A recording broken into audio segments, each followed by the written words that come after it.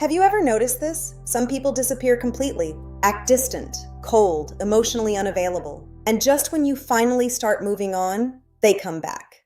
A message, a reaction, a random conversation like nothing happened, and suddenly your mind gets confused again. So why do avoidant people keep coming back? Let's go deeper. First, you need to understand something important.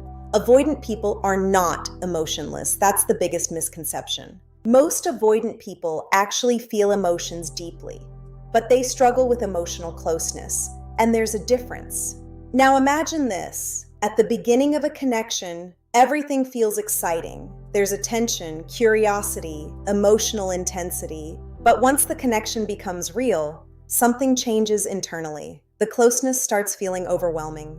Not because they stopped liking you, but because emotional attachment activates fear.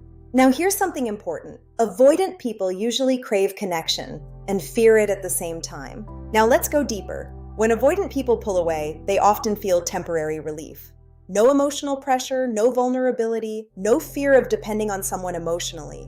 But after enough time passes, another feeling appears, emotional absence, and that's when they start missing the connection again. Now here's the deeper truth. Avoidant people often suppress emotions instead of processing them immediately. So while you're feeling the loss in real time, they distract themselves emotionally, but emotions delayed usually return later.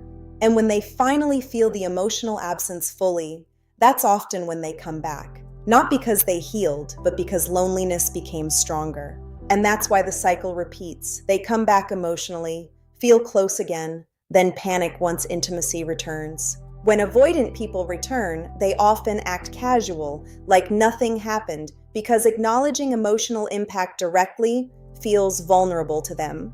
So instead of saying, "I missed you," they might send random messages, watch your stories, or reappear indirectly. Now, this doesn't mean every avoidant person is manipulative. Some genuinely struggle internally with closeness and emotional regulation. But here's the important part.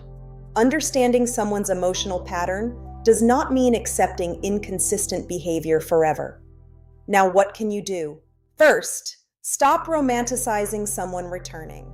Coming back does not automatically mean emotional growth. Patterns matter more than temporary attention.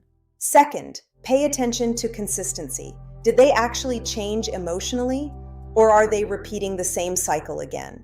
And third, understand this clearly. You cannot build emotional stability with someone who only returns when distance feels safe again. Now here's something powerful. Avoidant people often return because emotions never disappeared completely. They were simply suppressed. But real connection requires more than feelings. It requires emotional maturity, consistency, and vulnerability. So if someone keeps leaving and coming back into your life, don't only focus on the return. Look at the pattern. Because sometimes the strongest emotional attachment exists inside the most emotionally inconsistent people. If you want to understand relationships and human behavior on a deeper level, subscribe. New videos every day on YouTube.